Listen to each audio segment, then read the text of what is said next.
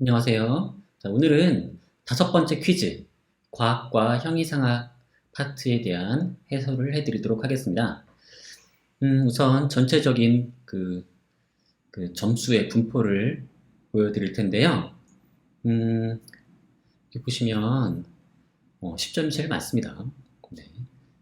그러니까 뭐 대부분 잘 하신 건데 나머지 분들이 조금 아쉬운 분들이 좀 있습니다. 그래서 평균이 8점밖에 안 돼요. 저는 평균이 한 9점 정도 되면 좋을 것 같은데 오늘 그 채점은 그렇게 아주 까다롭게 하진 않았어요. 그런데도 불구하고 점수가 8점밖에 안 되는 건 좀 아쉬운 거죠. 네. 네. 그러면 더 이제 본격적으로 진행을 해보도록 하죠. 자, 뉴턴과 데카르트의 공통점으로 적절하지 않은 건 뭐냐? 자, 무게는 뉴턴과 데카르트 모두 제2성질로 생각한 겁니다. 물론 뉴턴에게 무게가 제2성질이다 그러면 약간 애매하긴 한데 어쨌든 물체가 가진 고유의 성질은 아닌 거예요. 그렇죠? 물체가 가진 고유의 성질은 아니고 물체가 가진 고유의 성질은 뉴턴은 질량이었던 거고 데카르트에겐 연장이죠. 무게는 뉴턴의 경우에 지구와의 상호작용에 의해서 무게와 같은 현상이 만들어지는 거죠. 지구가 잡아당기는 거고 데카르트에게는 다른 어떤 소용돌이를 일으키고 있는 소용돌이 중인 다른 물체가 밀어서 생기는 현상이라고 생각한 거죠. 둘 다 동일하게 공유하고 있는 관점은 뭐예요? 무게라고 하는 것은 더 근본적인 걸 가지고 설명해야 되는 그런 현상인 거죠. 자, 과거 이제 아리스토텔레스식으로 이제 물체가 어떤 무게라고 하는 거를 물체가 가졌던 고유의 성질 이런 식으로 생각한 건 아닌 거죠. 그래서 물체가 높은 곳에 있다가 떨어지는 그건 뭐 자연스러운 운동임 이런 식으로 설명하는 게 아닙니다. 자, 뉴턴과 데카르트 모두 또 이제 지상계와 천상계의 작동 방식이 다르지 않다고 생각했고요. 물질 세계를 자연 법칙을 통해 수학적으로 설명하고자 했죠. 맞죠? 그래서 데카르트의 경우에는 이걸 정당화하기 위해서 그 물질 세계에는 사실은 진정한 의미에서는 양밖에 없다라고 주장을 했던 거였죠. 물질이 고유하게 가지고 있는 건 양뿐이고 그렇기 때문에 수학적으로 다룰 수 있다라고 정당화를 했던 거였죠. 그래서 데카르트에게는 그러면 기계적으로 뭔가 설명한다는 것과 수학적으로 설명한다는 것은 사실상 동일한 얘기처럼 생각을 했던 겁니다. 데카르트는. 반면에 뉴턴의 경우에는 기계적으로 설명하는 것과 수학적으로 설명하는 것은 꼭 다 같을 필요는 없어요. 그래서 뉴턴은 수학적으로 설명하지만 데카르트와 똑같은 방식으로 기계적으로 설명하려고 하진 않았죠. 좀 더 유연했어요. 그래서 뉴턴의 경우 사실은 많은 사람들이 기계적으로 자연을 보는 것과 수학적으로 보는 것 이게 동일한 것처럼 생각했지만 둘이 사실은 갈라질 수가 있는 겁니다. 뉴턴에게는 훨씬 더 수학적으로 설명하는 부분이 훨씬 더 강했고 기계적으로 설명하는 부분은 데카르트에 비해서는 좀 약했던 거죠. 데카르트가 제시했던 그 엄격한 조건 모든 현상을 물체들의 충돌을 통해 설명해야 한다는 그런 건 좀 버린 거죠. 그래서 물체가 돌멩이 같은 게 떨어지는 이런 현상은 충돌에 의해서 일어나는 게 아니라 지구가 멀리서 잡아당기기 때문에 일어나는 현상으로 설명될 수 있는 거고 그건 완벽하게 수학적으로도 아주 잘 된다는 거죠, 설명이. 그래서 행성이 도는 거나 달이 도는 거나 사고가 떨어지는 거나 다 동일한 수학적 법칙, 만유인력의 법칙을 통해서 완벽하게 기술될 수가 있다는 겁니다. 그러면 되는 거죠.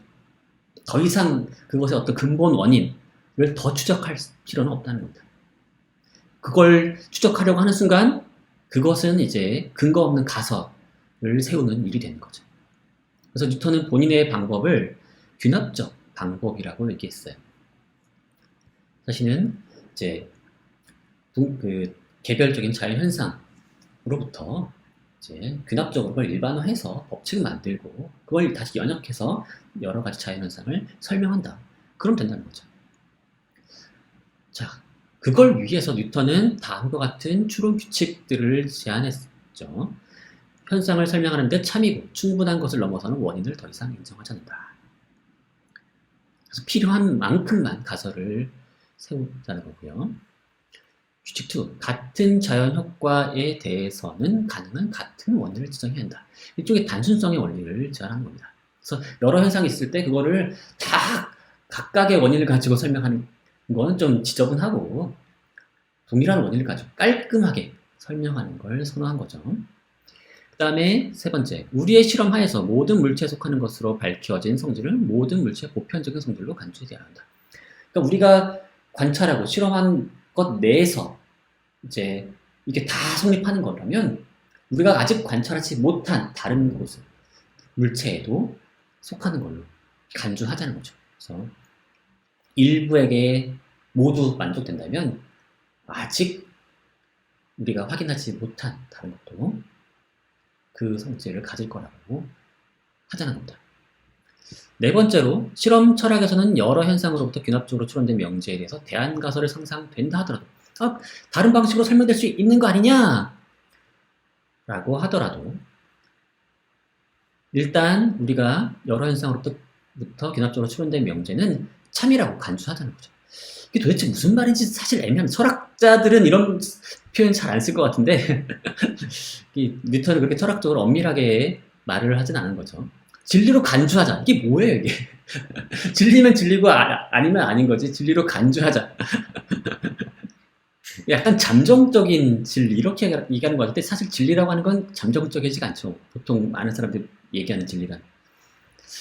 어쨌든 일단 맞다고 치고 그래서 그것을 더 정확하게 수정하거나 그것을 폐기시키는 다른 현상이 나타나거나 할 때까지는 그렇게 하자는 거죠. 그러니까 반증이 있기 전에는 경험적인 반증이 있기 전에는 대안가설이 있다 하더라도 포기하지 말자는 거죠. 그리고 자 어쨌든 이런 겁니다. 재미난 거는 뉴턴은 이런 규칙을 정당화하는 얘기를 하지 않아요. 일단 그냥 이런 규칙을 지키자고 합니다. 왜 이 규칙을 지켜야 되는지 이유가 없어요. 일단 근데 이 규칙을 잘 따랐는지 한번 보죠. 자, 여러분 답을 보니까 뉴턴이 이런 규칙에 따른 자신의 귀납적 방법을 잘 따랐냐? 그렇다라고 답하신 분이 꽤 있습니다. 아니라고 답하신 분이 더 많긴 많은데 한번 보죠. 뉴턴은 알려진 현상들을 귀납을 통해 원인을 발견하고 그 원인을 바탕으로 다른 현상들까지 설명할 수 있다고 주장했다. 그가 귀납적 방법을 잘 따랐다고 이야기할 수 있는 근거는 귀납적 추론을 위한 규칙 4가지를 잘 사용했다는 점이다. 필요 이상의 가설 거부. 그래서 소용돌이 가설 거부했죠. 그 다음에 또 뭐 했죠? 뭐하고 공통원인 또는 단순성의 원리를 이용해서 사과를 지표면에서의 현상과 저 멀리 천상계 현상을 동일한 원인으로 설명했죠. 그리고 그렇게 찾은 원인을 모든 대상에게, 온 우주에 적용을 했죠. 그리고 이거를 이제 참이라고 생각하고 그래서 여러 현상으로부터 귀납적으로 추론된 명제에 대해서 더 정확한 폐기시키는 다른 현상이 나타날 때까지 진리로 간주해야 한다는 규칙을 사용해서 무게가 달라도 가속도는 동일한 현상과 동일하다는 것과 태양에 가까울수록 경로가 많이 꺾인다는 현상을 가지고 모든 물체들 사이에 적용되는 힘을 도출했다. 조금 헷갈리긴 한데 어쨌든 그 다음에 물론 뉴턴의 이론에는 절대 시간, 공간이란 추상적인 요소가 있긴 하지만 그 과정만큼은 자신이 이야기한 귀납적 추론을 위한 규칙을 잘 지켰기에 귀납적 방법을 잘 따랐다. 나름 잘 지킨 거 아니냐 라는 제안이고요. 여기 네 번째 규칙 적용한 건 살짝 좀 어색하긴 합니다. 그 다음에 다음 그러니까 네 번째 규칙 요 사례는 사실은 여기 공통원인 단순성의 원리를 가지고 할 수 있을 것 같아요. 그 다음에 또 그렇다라고 하면 다른 답안인데요. 이번에 한번 표시도 해볼까요? 잠시만요. 색깔을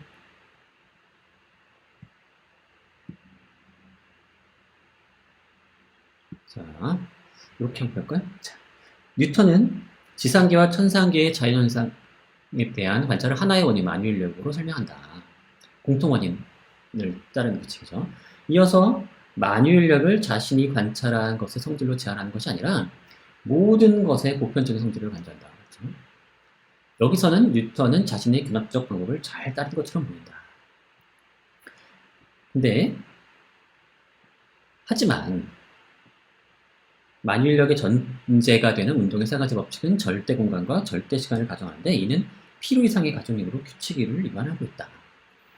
여기서는 뉴턴이 자신의 균합적 방법을 잘 따르지 않는 것처럼 보인다. 이처럼 뉴턴은 자신의 책에서 균합적 방법을 일관되게 사용하고 있지는 않다.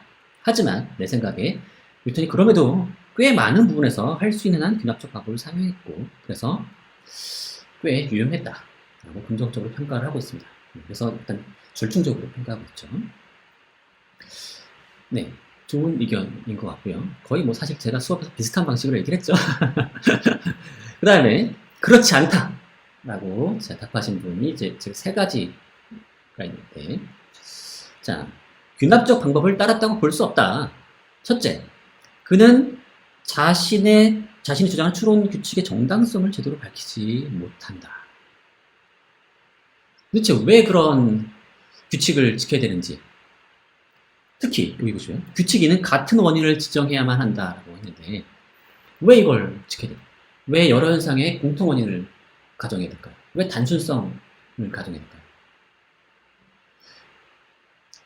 사실은 이거를 정당화하다 보면은 어떤 걸 가정하게 되냐면 신은 단순한 걸 좋아한다거나 신은 애초에 세계를 조화롭고 단순하게 만들었다거나 그런 식으로 이런 거죠. 신이 뭐하러 이분법적으로 막 이렇게 지상계 따로 설계하고 천상계 따로 설계하겠냐.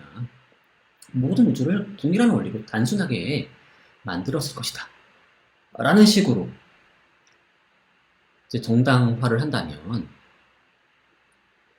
결국 이건 약간 라이프니츠식으로 가게 되는 거죠. 신은 매우 합리적이어서 가장 최선의 세계를 만든다는 거죠. 그래서 신이 최선의 세계를 만든다라거나 하는 그런 식의 형이상학적인 얘기와 뉴턴의 요 균합 추론을 위한 어떤 추론 규칙이 알고 보면 뉴턴은 약간 방법론적으로 얘기하고 라이프니츠는 형이상학적으로 얘기하지만 사실 상당히 맞닿는 부분이 있는 거죠. 자, 보죠. 어쨌든 근데 뉴턴은 그거를 전혀 정당하지 않았다는 점이 이제 좀 이상하다는 거고요. 일단 두 번째로 뉴턴 만유인력의 법칙을 도출하기 위해 운동의 세 가지 법칙을 가정하고 있다. 따라서 이거는 균합적이라고 하기 어렵다 거고요. 또한 관성의 법칙을 설명할 때 공간을 차지하기 위해 이동을 전제로 하는 절대 공간을 필요로 한다. 이런 점. 이것도 이제 경험을 넘어서는 추상적인 측면의 상상을 동원한다는 거죠. 그래서 균합적 방법을 잘 따른 건 아닌 것 같다. 자, 이번엔 두 번째 답안인데요. 뉴턴은 자신의 균합적 방법을 잘 따르지 않았다. 왜냐하면 뉴턴은 가설에 대해 부정적으로 언급했으며 그는 필요 이상의 가설을 거부한다고 했지만 만유인력의 법칙을 균합적으로 도출하는 과정에서 많은 가설이 사용된다. 그래서 세 가지 법칙, 관성의 법칙, F는 MA, 작용 반작의 법칙이 다 필요하다. 근데 이 세 가지 운동의 정당성을 경험에서 찾지 않는 거죠. 그리고 이제 관성 운동을 이제 관성 운동이라고 하는 걸 정의하기 위해서라도 이제 그 기준이 되는 절대 공간, 절대 시간 같은 게 필요해지는데 이것도 매우 추상적인 얘기고요. 우리의 경험을 좀 넘어서는 그런 얘기가 되는 거죠. 이처럼 뉴턴은 가설을 도입하여 만유인력의 법칙을 도출했고 그래서 많은 부분, 또 상당 부분은 뉴턴 영역적이라고 생각되는 그런 방법을 많이 사용했다는 거죠.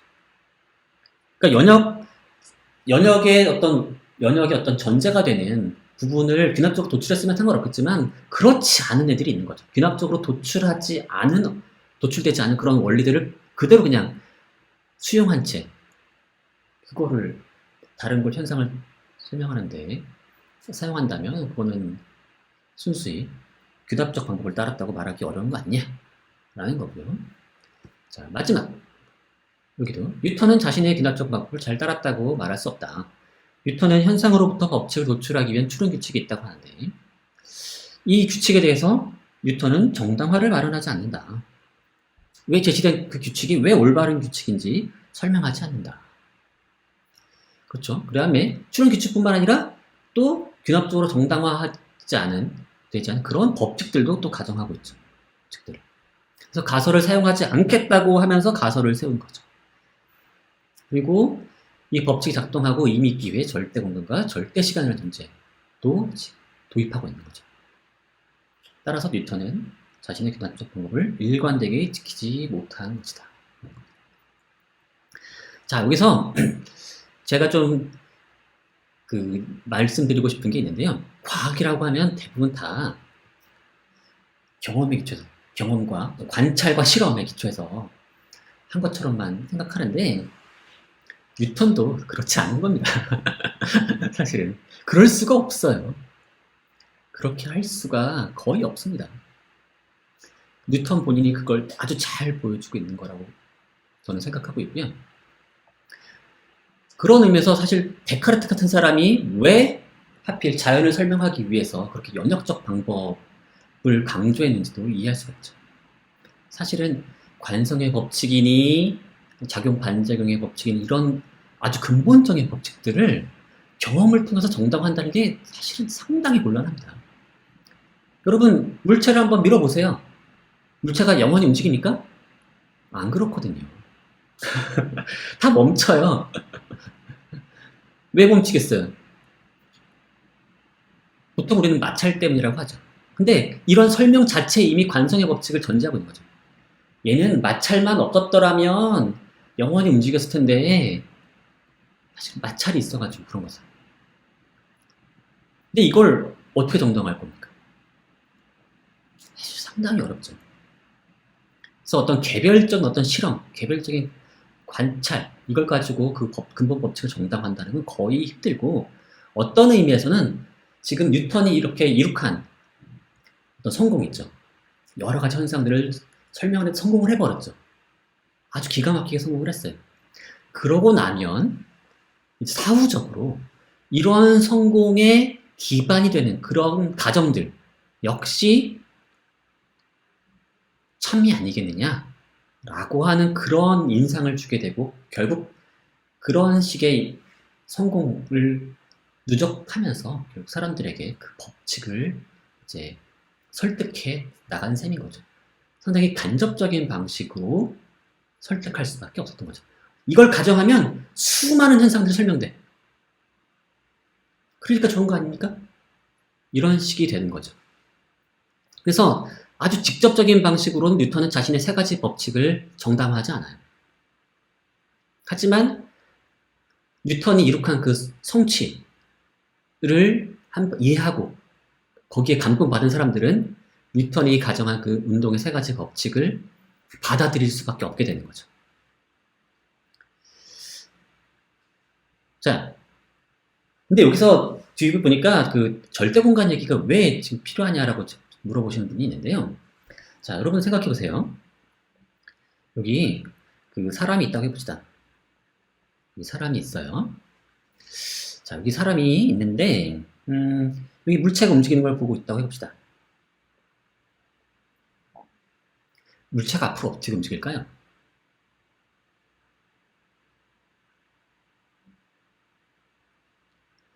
자, 물체가 만약에 관성 운동 중이라면 계속 동일한 운동을 하겠죠. 계속 쭉 갈 거예요, 이게 쭉 앞으로 쭉 갈 겁니다. 자, 그런데 만약에 관성 운동 중이 아니라면 근데 이게 관성 운동 중인지 아닌지 어떻게 알아요? 관성 운동이라고 하는 건 뭐예요? 등속 직선 운동입니다. 뉴턴에 따르면 등속 직선 운동이에요. 자, 근데 운동은 뭐죠? 위치의 변화죠. 근데 우리가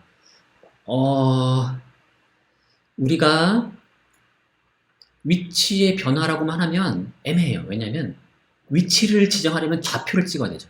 좌표를 찍으려면 기준점이 필요합니다. 만약에 관찰자를 기준점으로 삼으면 될까요? 관찰자를 기준으로 저 물체가 계속 등속 운동을 할 거라고 기대하면 될까요? 그러진 않죠. 왜냐면 관찰자 본인이 가속 운동 중일 수도 있잖아요. 그렇다면 저 물체는 외부의 영향을 전혀 받지 않음에도 불구하고 내 입장에서는 저 물체는 등속 운동을 할 수 없는 것처럼 보이겠죠. 그렇죠?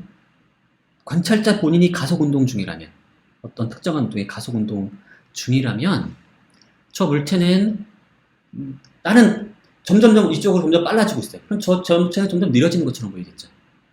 그러면 나를 기준으로 물리학 체계를 만들면 이상해져요. 그렇죠? 나를 기준으로 세우면 이상해지는 겁니다. 그러면 다른 기준이 필요해요. 절대적인 기준이 필요한 겁니다. 그래서 관성운동이라고 하는 거는 결국 내가 아니라 모종의 어떤 절대적인 기준에 비추어서 등속 직선 운동인 애를 필요로 하는 거죠. 그래서 뉴턴은 이게 사실 되게 가정할 때 어려움이 있다는 것도 알고, 우리가 절대 공간이라고 하는 걸 감지한다거나 절대 공간을 기준으로 한 어떤 좌표를 우리가 알 수 있다고도 말을 안 합니다. 그럼에도 불구하고 필요하다고 말합니다. 그게 없으면 자신의 물리학 체계 자체가 뭔가 기반이 사라진다고 하는 거죠. 자, 이 정도까지만 할게요. 사실은 더 있는데 너무 길어지면 안 될 것 같고, 혹시 궁금하신 분들은 제 홈페이지에 공간이란 무엇인가라는, 제 홈페이지에 여기 있죠. 많이 제가 여러분 여긴 거의 안 들어가겠구나. journalist.org 위키라는 사이트에 들어가면은 여러 글들이 있거든요. 그 중에 공간이란 무엇인가 라는 글을 한번 찾아보시기 바랍니다. 그러면 요와 관련된 얘기가 있으니까 궁금하신 분들은 찾아보시고요. 자, 다음으로, 자, 라이프니츠의 견해로 적절하지 않은 것은, 이건 뭐 다 맞았네요. 7이 존재한다는 건 필연적 진리이고, 3 더하기 7은 모든 가능세계에서 참이고, 실제 세계에서 모든 실제 세계는 모든 가능 세계 중에서 최선의 세계이다.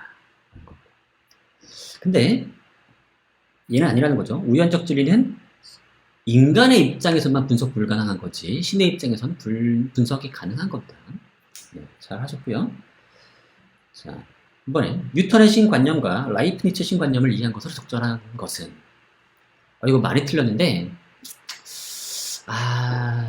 제가 요거 그냥 맞게 해드리겠습니다. 이것도 두 번째 것도.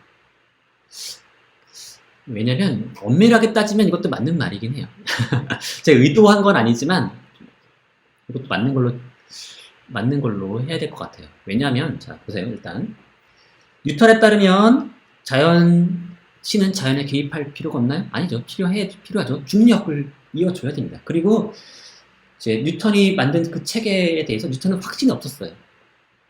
이게 과연 계속 안정적으로 계속 될지. 혹시 이게 돌다 보면은 마찰에서 점점 속도가 줄어서 결국에는 붕괴할 수도 있는 거 아니냐라는 그런 걱정을 했거든요. 그게 안 되려면 결국 신이 계속 수선을 해줘야 될 거라고 생각했던 겁니다. 자, 그다음 두 번째로, 라이프니츠에 따르면 신은 원한다면 무엇이든 행한다. 사실은 제가 이걸 사실은 신은 어떻게 행동하죠?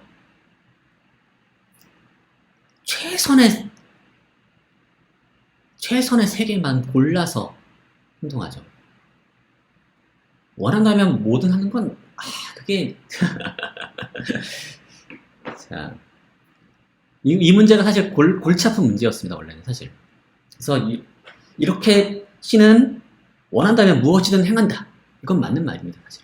맞는 말은 맞는데, 신은 항상 뭐만 원하냐면 최선의 세계만 원해요.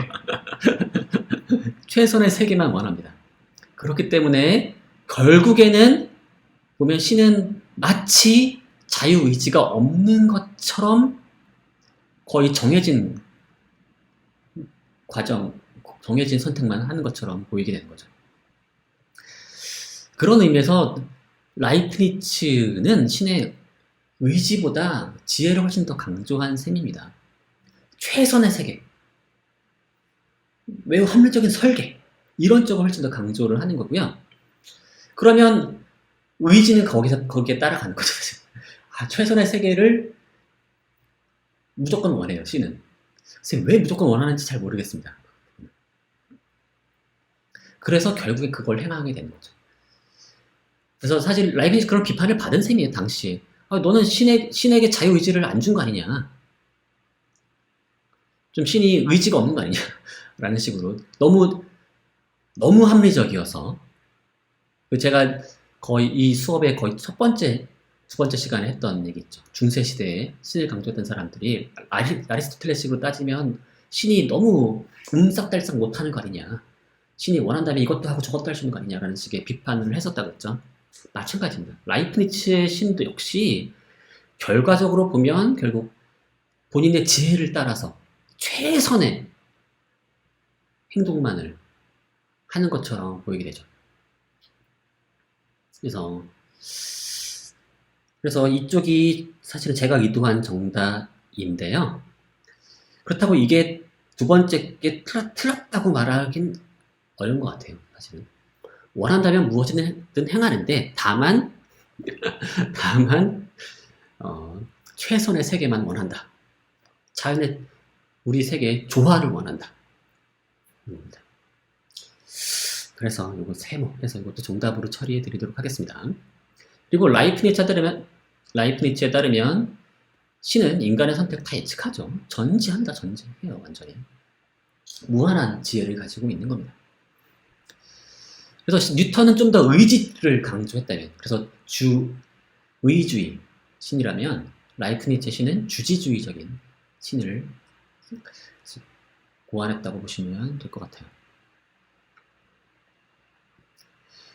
네, 넘어갈게요. 다음 문제. 물체의 낙하 현상은 물체가 중력에 의해 아래쪽으로 가속되는 현상으로도 해석될 수도 있지만 물체가 최소의 위치 에너지를 가진 안정된 상태를 얻기 위해 중요합니다. 위해 이동하는 현상으로도 해석될 수 있다. 이러한 두 가지 해석 사이의 관계는 무엇일지 자유롭게 얘기해보자. 그래서 웬만한 답안들을 거의 다 제가 2점을 드렸습니다. 자, 첫 번째 유형의 답을 소개해 드릴게요. 자, 1번은 과학적 해석이고 2번은 철학적 해석이다. 1번에는 신이 필요 없지만 2번에는 신이 필요하다. 뭐 이런 식의 답안인데요. 한번 읽어보겠습니다. 1번 해석은 매우 과학적이고 기계론적인 해석으로 보이며 외부에 의해 수동적으로 움직이는 것 같아 보이고 물체의 중력과 속도가 중력과 공기에 영향을 받는 것으로 봐. 공기? 물체와 외부는 서로 상호작용하는 것으로 보인다. 2번은 1번과 달리 물체가 목적을 가지고 행동하는 능동적인 것으로 보인다. 마치 2번 해석에 나온 물체는 세계를 만든 존재에게 목적을 부여받은 것으로 느껴진다. 그래서 2번 해석이 1번 해석보다 신의 영향을 더 많이 받는 것으로 보인다. 약간 그런 느낌이 있죠. 좀 더 적극적인 의미에서 뭔가 좀 능동적인 그런 느낌도 있고 약간 인간적인 그런 느낌이 있죠. 유기체적인 느낌. 근데 이런 해석, 근데 1번에서 신이 필요 없을까요? 1번을 위해서도 사실은 지구가 물체를 잡아당기려면 그런 힘을 전달하는 모종의 뭔가가 필요한 거 아닙니까? 그게 뭐 역학적이든 아니면 뭐든 뭔가가 필요한 거 아닙니까? 그리고 실제로 뉴턴은 그걸 신이라고 생각했던 거죠. 공간은 일종의 신의 수족, 감각기관이다. 라고 생각을 했고 신이 개입하게 되는 거죠. 오히려 2번에서는 신이 개입 안 한다고도 볼 수 있는 거 아니에요? 거꾸로 약간의 그 해석을 살짝 변형하면은 물체들 자체가 각자의 어떤 목적으로 각자의 능동적인 원리에 따라서 이제 상태를 변화시키고 있다 라고 해도 되는 거 아닙니까? 신이 꼭 필요해요? 물론 전체적인 조화를 위해서 신이 이미 다 라이프니츠 이렇게 말하죠. 신이 이미 예정된 조화를 향해 가도록 미리 설계해놨다는 거죠. 라이프니츠. 그래서 뉴턴은 매 순간 신이 개입하는 반면에 라이프니츠 신은 오히려 다 이미 설계된 대로 계획된 대로 가도록 하는 것처럼 생각할 수도 있죠. 오히려 2번의 신인 오히려 세상에 개입을 안 하는 그런 신처럼 보일 수도 있습니다. 처음에 탁탁 해놓고서는 아무것도 안 하는 거죠. 그런 식으로 이신론적으로 해석할 소지도 있습니다. 그래서 오히려 뉴턴은 우리가 신을 믿기 위해서 2번과 같은 신보다는 1번과 같은 신이 더 필요하다라고 강조했었죠. 2번과 같은 신 자꾸 생각하다가는 신이 필요 없어지는 거 아니냐. 너무 이신론적이어서. 신이 하는 일이 없으니까. 자, 그렇게도 이제 논의할 여지가 있다는 거고요. 두 번째로, 물체의 낙하 현상에 대한 일의 해석은 사전적인 낙하 현상. 딕셔너리 그 사전인 거죠. 그리고 일의 해석에서 깊이 파고들면 이 해석에 도출된다고 생각한다. 또한 일의 해석이 과학적인 해석이라면 이 해석은 과학의 철학을 약간 더한 해석이라고 생각한다. 일은 과학이고 이는 철학인가요? 일은 문자 그대로의 현상이고 이는 어떤 해석이 가미된 건가요? 글쎄요. 기계적으로 뭔가 잡아도 힘에 의해서 얘네들이 꺾인다. 이것도 어떤 의미에서는 기계론적인 형이상학을 가정하고 있는 셈이죠. 사실은 힘이 눈에 보이는 건 아니잖아요. 잡아당기는 힘이 눈에 보이진 않습니다. 그건 우리가 가정하는 거죠. 사실 버클리 입장에서는 버클리는 바로 그걸 비판했던 거죠. 뉴턴은 본인은 그냥 보이는 대로 귀납적으로 중력을 도출해서 했다고 하지만 그 역시도 사실은 가설에 불과하다고 얘기하는 거죠. 가설이란 뭐예요? 어떤 의미에선 형이상학인 거죠. 뉴턴은 원격 기계론적인 형이상학을 가정하고 있는 셈입니다. 그런 의미에서 과학과 형이상학이 딱 잘라질 수 있는 거 아니에요. 여기까지는 과학이고 여기서부터는 철학이야. 이렇게 말하기는 어렵죠. 저는 그렇게 생각합니다, 사실. 거기 약간 그 모호한 영역이 있는 겁니다. 대부분의 과학자들은 모종의 형이상학을 가정하고 있어요. 자, 유형이로 갑시다. 유형이는 재밌는 답안인데 궁극적으로 둘 다 신에 호소하고 있다는 거죠. 보시면 앞에서 보면은 1번은 신이 없지만 2번은 신이 필요하다. 이런 식으로 해석한 반면에 두 번째 유형의 답은 둘 다 신이 필요하다라는 점에서 흥미로운 답인 것 같아요. 두 현상의 공통점은 결국 궁극적인 기반은 신에 의해 작동된다는 점이다. 첫째 현상은 인력의 문제로서 중력을 이어주는 신을 전제했을 때 설명되고, 둘째 현상은 예정조화로서 신이 가장 완전한 것을 선택한 대로 이루어지게 된다. 두 현상 모두 능동적으로 보이지만 결국 신의 전능을 필요로 한다. 차이점은 첫째 현상은 물체 하나의 지향이 아닌 물체 간 상호작용을 설명한 점이고, 이에 반해 둘째는 물체가 자기가 있어야 할 곳으로 움직이고 상호작용을 보이지 않죠. 그리고 경험을 토대로 한 귀납적 방식을 따르는지도 차이점을 꼽을 수 있다 라고 했는데, 엄밀히 말하자면 사실은 귀납을 넘어선 무언가가 둘 다 들어있는 셈이죠. 사실은 둘째 현상은 경험을 토대로 안 한 거냐? 그렇진 않죠. 둘째 방식의 설명 역시도 경험에 기초한 어떤 현상을 무시하는 게 아니죠. 그거를 설명해 내겠다고 하는 겁니다. 약간 다른 방식으로 설명할 거죠. 아마 2번을 강조하는 사람이라면 두 가지 설명이 있을 때 두 가지 설명이 일종의 동일한 현상에 대한 두 가지 해석이라고 말할 수 있는 거죠. 둘 다 경험을 무시한 게 아닌 거죠. 그렇게 아마도 라이프니츠는 얘기하고 싶을 거예요. 자, 근데 여기서 또 재미난 건 두 신의 차이. 둘 다 신에 호소하더라도 둘이 좀 차이가 있을 수 있죠. 그래서 일은 신의 의지가 무한정이고 열정적으로 작용한다면 이는 신의 의지가 가장 최선의 것을 선택하는 방식으로 이루어진다는 거죠. 자, 유형 세 번째 답은 기계론과 목적론을 보여주겠다는 거죠. 일은 자연스러운 운동을 강제적으로 설명하는 기계론적인 해석이며 이는 자연스러운 운동이며 음성실현을 하는 전체적인 조화를 향해 나가고 있다는 해석이다. 두 해석의 관계는 얕은 차원과 깊은 차원이다. 이건 사실 라이프니츠가 이런 식으로 말하고 싶어 하죠. 네 건 얕은 차원의 설명이고 내 건 깊은 차원이라는 거죠. 그래서 내게 더 진짜라고 말하고 싶은 거예요, 사실은. 낙하 현상을 얕은 차원으로 단순히 물체는 어떤 힘을 받았기에 떨어지는 해석이 나올 수도 있지만 이건 기계론적인 해석이고 강제적 운동이죠. 근데 라이프니츠가 보기에 자신의 깊은 차원에서 보면 낙하 현상이 단순히 강제적인 게 아니라 그 이면에는 어떤 조화 또는 뭐 조화를 통해 낭비가 없는 최소한의 경로로 이동하는 것까지 포함한 목적이 있는 거죠. 자, 여기서 제가 수업 시간에 얘기 드리지 않은 게 있는데요. 자, 이게 기계론이죠.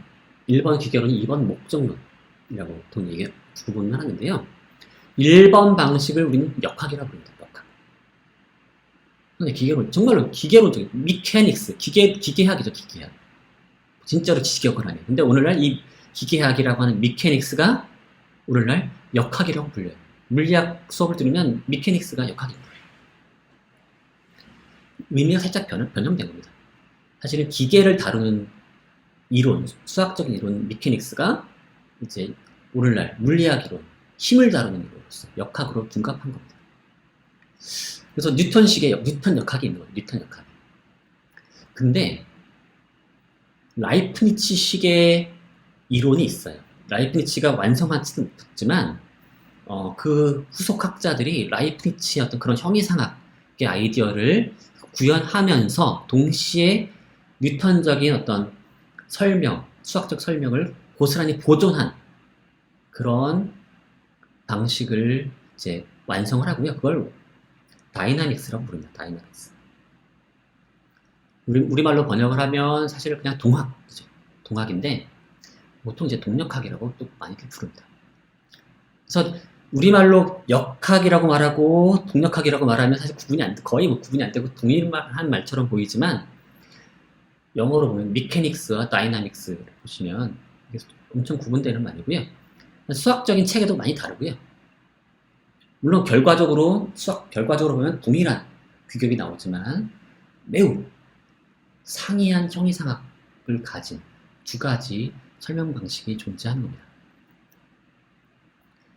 그래서 사실 이 다이나믹스를 강조하는 쪽은 이걸 강조해서 어떤 당시에 실제로 구체적인 논쟁이 있었는데요. 뭐냐면 운동량이 진짜 중요하냐 아니면 에너지가 중요하냐 이런 식의 논쟁이 있었어요.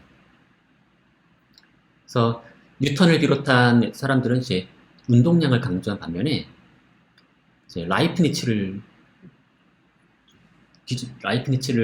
이제 강조한 사람들은 이제 에너지를 강조했어요. 에너지.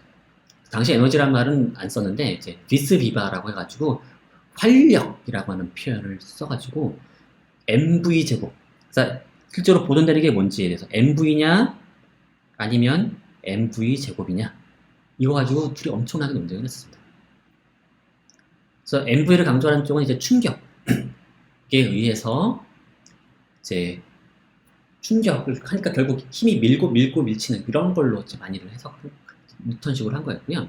mv 제곱은 이제 물체가 소유한 무언가가 있다고 생각했던 거였고, 물체가 소유한 무언가가 또 남에게 또 전달되고 이게 뭔가 일을 해주고 이런 식으로 일과 에너지 그쪽 분야로 항문이 하나 가는 겁니다. 근데 사실은 이게 나중에 보면 다 연결이 되죠.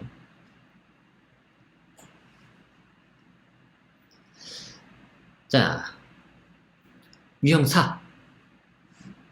두 설명은 조화가 된다. 양립 가능하다는 거죠. 기계론적인 설명과 목적론적인 설명, 기계론적인 인과성과 목적론적인 인과성이 서로 별개가 아니라, 대립되는 게 아니라 조화될 수 있다. 알고 보면. 사실 거의 이제 이런 식의 해석은 라이프니츠가 의도했던 해석인 거죠. 자, 두 현상 모두 자, 어떻게 보면 이제 목적론적 인과로 볼 수 있다는 거죠. 처음 겉보기에는 기계론적으로 보이지만 이제 목적론적으로도 해석될 수 있다는 거죠. 그래서 두 측면으로 볼 때 라이프니츠 주장에 따라 자연조차도 힘에 의한 것처럼 보이는 결과도 알고 보면 무언가의 목적을 향해 나아가는 것으로 해석될 수 있다. 서로 대립되는 관계가 아니라 이제 둘이 조화될 수 있다는 거고요. 또 이래 해석은 세계가 기계적 인과에 의해 들어가므로 물체 능동성이 없죠. 물체 능동성이 없습니다. 근데 이 해석에서는 물체가 능동성을 가지는 것처럼 보이죠. 근데 알고 보면 결국 둘 중에 하나가 오직 하나의 세계의 작동 원리가 아니라 둘 다 세계의 작동 원리를 양립할 수 있다라는 겁니다. 자, 두 번째 해석도 그렇죠. 세 번째 답안도 그렇습니다. 두 해석 사이의 관계는 대립적이지 않다고 볼 수 있다. 자, 근데 정말로 대립적이지 않나요? 근데 형이상학적으로 보면 좀 이상하지 않나, 살짝? 물체에게 능동성이 있는 거예요, 없는 거예요?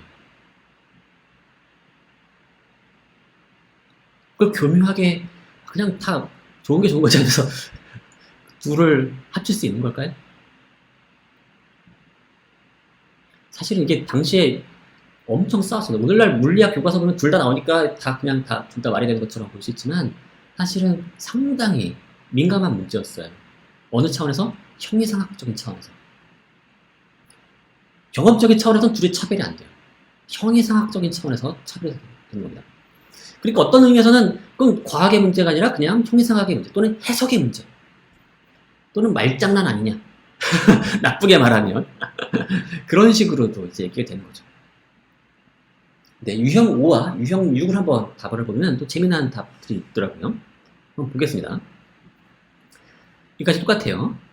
기계론과 목적론인데 기계론과 목적론이죠. 자, 근데 이는 이를 함축한다는 겁니다. 이에서 위치에너지는 중력에 의한 위치에너지이기 때문에 자, 그래서 그러니까 뭐냐면 자, 처음부터 설명해주면 일에서는 물체의 낙하 현상을 중력이 가해졌기 때문이라는 기계적 인과론에 따라 설명을 하면 이에서는 물체가 최소한의 에너지를 가진 안정된 상태라는 목적을 달성하기 낙석하였다는 목적론에 따라 설명한다. 이는 이를 함축한다. 이에서의 위치에너지는 중력에 의한 위치에너지이기 때문이다. 반면에 일은 이를 함축하고 있지 않다. 이에서의 목적은 일의 설명에 잉여적으로 붙이는 것이다. 하지만 잉여적이라는 것이 불필요하다는 말은 아니다. 목적을 기계론적으로 환원될 수 없는 세계의 창발적 특성으로 볼 수도 있기 때문이다. 자, 이게 함축한다라고 하는 게 상당히 좀 애매한 부분도 좀 있고, 근데 이가 좀 더 많은 걸 담고 있는 거죠. 그래서 이로부터는 일이 나와요. 그러니까 위치에너지라는 말 자체에 중력에 의한 위치에너지라 에너지를 생각하게 되면 이 에너지는 뭐예요? 이는 mgh죠. mgh고 이게 중력에 의한 위치에너지인 거죠. 그러고 나면 이 에너지를 가정하는 순간 이 에너지를 가진 물체는 모종의 힘을 받는 것으로 이제 계산할 수 있는 거 아니냐. 그러니까 2번이 1번을 함축한다. 하지만 1번이 2번을 함축하지 않는다. 여기서 왜냐면 목적이라고 하는 건 덧붙은 거죠. 그러니까 2번이 좀 더 뭔가 잉여적인 측면을 하나 더 갖고 있다. 여기서 보면 약간 1번이 좀 더 경험적이고 2번이 좀 더 형이상학적인 것처럼 약간 그런 느낌이 있네요. 잉여적이라는 말이 더 붙은 것 같으니까. 더 붙었으니까. 그럼에도 불구하고 불필요하다는 것은 아니다. 네. 이걸 어떻게 해석해야 될까요? 아마 형이상학을 매우 싫어하는 사람들, 경험주의자들, 아주 극단적인 경험주의자들은 만약 요 답안을 보고 나면 그러면 결국 2번은 필요 없는 걸 다루고 있으니까 버려야 되는 거 아니냐 라고 말할 수도 있겠네요. 자, 그런데 경험주의자들도 2번을 긍정할 수 있는 방법이 있습니다. 자, 그게 유형 6번에서 나온 답인 것 같은데요. 이게 일종의 다양한 해석이죠. 그러면 2번을 통해서 마치 1번을 도출할 수 있다면 그게 일종의 1번을 강화해주는 역할을 해주는 거 아니냐. 그렇죠. 자, 1과 같은 그 법칙들이 정당화되지 않을 상황에서 2와 같은 해석을 통해서 여러 가지 부분에서 낙한 현상을 분석할 수 있고 그걸 통해서 1번의 이론을 더욱 견고하게 만들 수 있다. 1번이 도대체 왜 그런지 모르겠다라고 하는 그런 상황에서 2번이 그것의 기반을 만들어줄 수 있는 거 아니냐. 그러니까 도대체 중력 왜 잡아당기지? 또는 뭐 그런 문제에 있어서 좀 더 깊은 차원의 이제 이유를 제공해 줄 수 있는 거죠. 근데 이거는 1번과 2번이 대립하지 않는다는 얘기죠. 2번이 1번을 견고하게 만든다는 얘기는. 근데 두 번째로는 또는 전혀 새로운 패러다임을 제시할 수도 있다. 이것도 약간 다른 얘기죠. 어떻게 2번이 1번을 견고하게 하면서 또 전혀 다른 패러다임을 제시해 주겠어요? 두 가지 역할은 서로 다른 역할 아닙니까? 글쎄요. 근데 이게 정말로 그런 일이 벌어지기도 합니다. 어떤 차원에서는 이게 애초에 의도는 1번을 비판하려고 또는 1번을 경험적인 차원에서 뭔가 새로운 대안적인 과학이익을 만들려고 하는 게 아닐 수도 있겠지만은 글쎄 모르겠다. 라이프니츠 의도가 정확히 뭔지 사실 두 가지 의도 다 있을 수 있을 것 같아요. 본인이 말하는 걸 보면은 자신은 얕은 차원의 1번을 깊은 차원으로 설명해준다 라고도 하지만 어떤 의미에서는 기계론적인 형이상학을 대체하고 싶어하는 것도 있는 거죠.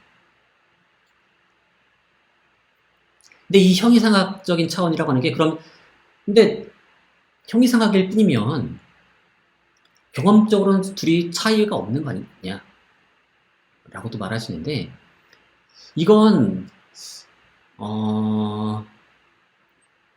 좀 더 고민을 해봐야 돼요. 왜냐면 우리가 지금까지 본 것 내에서는 경험적인 차이를 둘이 만들어내지 않을 수도 있죠. 하지만 라이프니츠의 이 새로운 형이상학이 좀 더 다른 문제에서 우리가 아직 확인하지 않은 다른 영역의 과학적 경험적인 문제에 있어서는 다른 귀결을 가질 수도 있는 겁니다. 실제로 오늘날의 그 양자역학 같은 걸 보면은 라이프니츠의 사고방식에서는 어때요? 물체가 이렇게 이제 포물선 운동을 한다 그러면 이 물체가 이 상태에서 다양한 방식으로 움직일 수 있지만 그 중에 하나를 선택하죠. 여기를. 그렇죠? 여기를 선택한단 말이죠. 여기를. 그러니까 나머지는 다 잠재적으로만 가능한 선택지지만 실제 선택지는 요것뿐이죠. 실제 선택지는 바로 요것뿐이에요. 근데 양자역학을 가게 되면 사실은 가능한 선택지들이 정말로 의미를 더 가집니다. 자, 그렇기 때문에 라이프니츠의 형이상학에 기반한 어떤 수학적인 이론들이 훨씬 더 확장성이 현대 물리학에 있어서는 훨씬 더 쓸모가 더 많은 면이 있습니다. 뉴턴식의 기계론적인 역학에서는 오로지 한 가지밖에 안 가잖아요. 원인이 있으면 오로지 결과는 하나뿐입니다. 근데 라이프니츠의 사고방식에서는 어때요? 다양한 선택지들이 있는 거죠. 물론 그 당시에는 그 중에 하나만 선택된다고 했지만 사실은 이 이론적인 사고방식, 이 형이상학에서는 알고 보면 좀 더 변형될 여지가 있는 거죠. 수많은 선택지들이 실은 다 의미가 있는 것이죠. 얘기할 소지가 있는 거. 자, 이제 다음 문제로 넘어가도록 하죠. 버클리가 로크에 대해 동의하지 않은 것은 뭐냐? 두 가지를 고르게 했는데, 모두 고르라고 했는데요. 자, 모든 관념의 원천은 경험이라는 거 둘 다 동의했죠. 근데 버클리는 인간은 추상적 보편관념을 형성할 수 없다고 이제 했죠.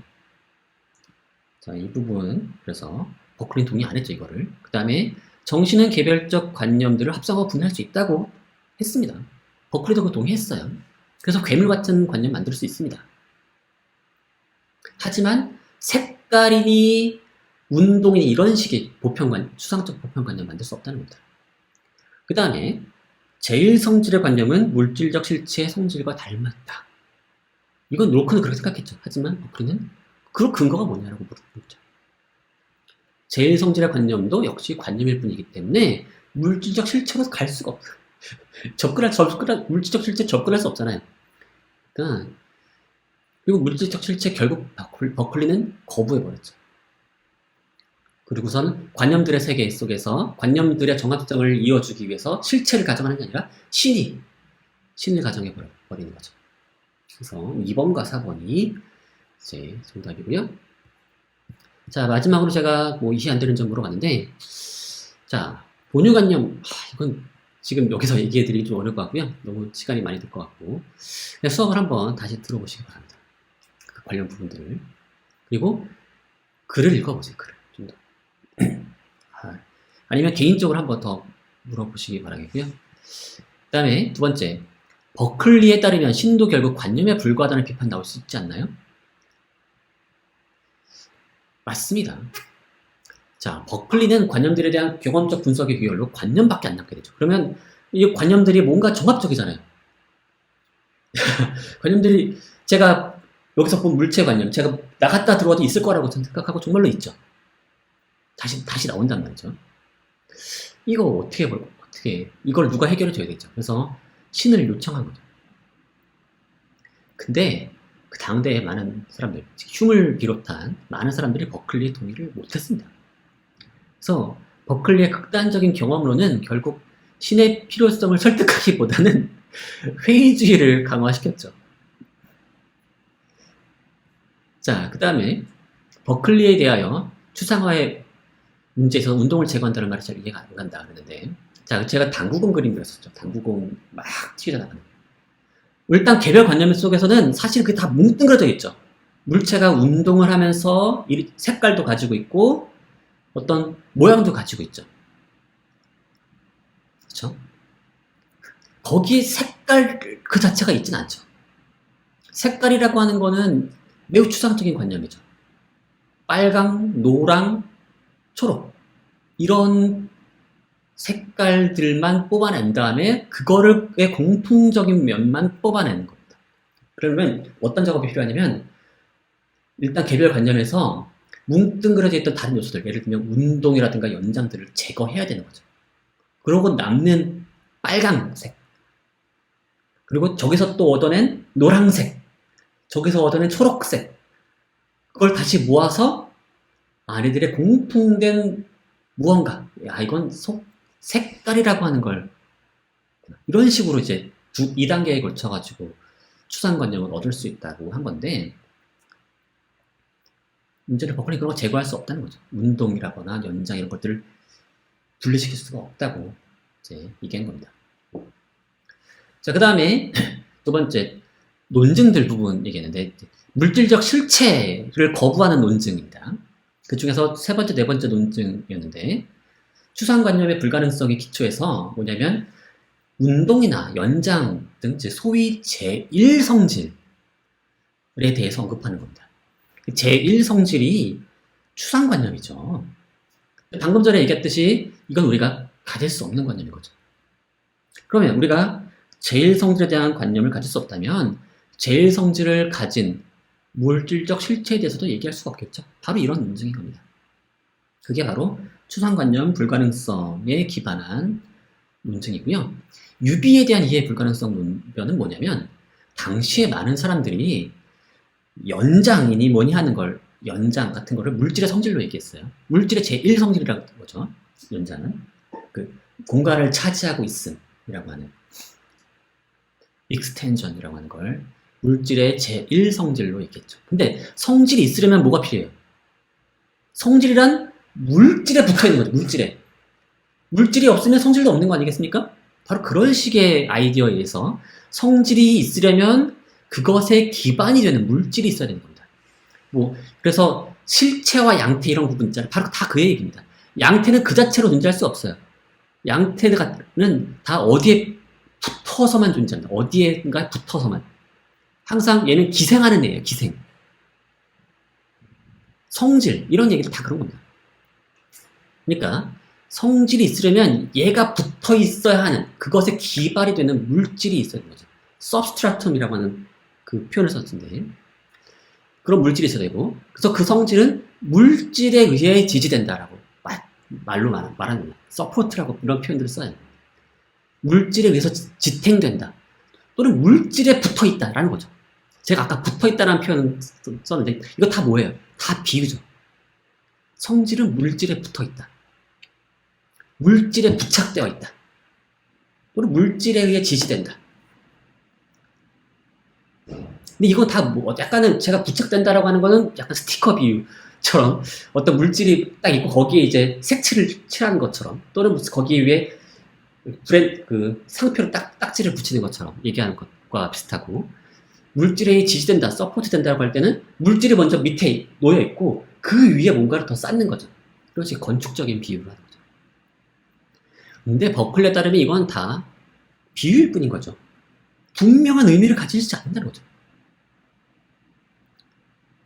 제가 표현한 비유, 성질이란 물질에 부착되어 있다. 무슨 말일까요? 자, 버클리식의 경험적 분석이라고 하는 무기를 사용해서 분석을 해보면 사실 이거 이해할 수 없는 말인 거죠. 부착되긴 뭐가 부착돼요? 지지되기 뭐가 지지돼요? 물질이 밑에 있고 성질이 그 위에 쌓여요?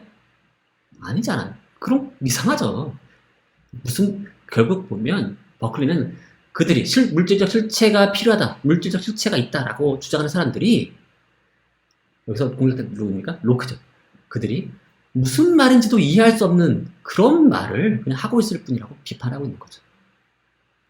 바로 경험주의자들을 바로 이런 방식으로 다 깨부수는 겁니다.